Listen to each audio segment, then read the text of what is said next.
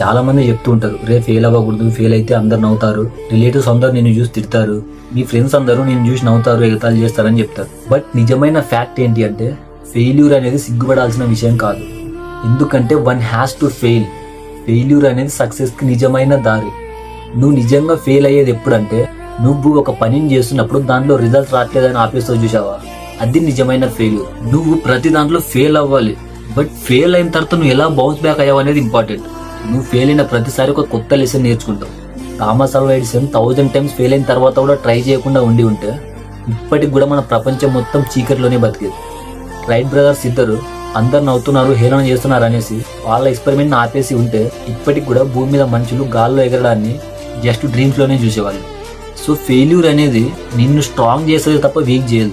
నువ్వు ఫెయిల్ అయిన ప్రతిసారి ఒక లెసన్ నేర్చుకుంటావు. అంతేగాని నేను ఫెయిల్ అయ్యా, రిజల్ట్స్ రావట్లేదని ఆపేస్తే మాత్రం అది నీ నిజమైన ఫెయిల్యూర్. మళ్ళీ చెప్తున్న, ఫెయిల్యూర్ అనేది సిగ్గుపడాల్సిన విషయం కాదు. One has to fail.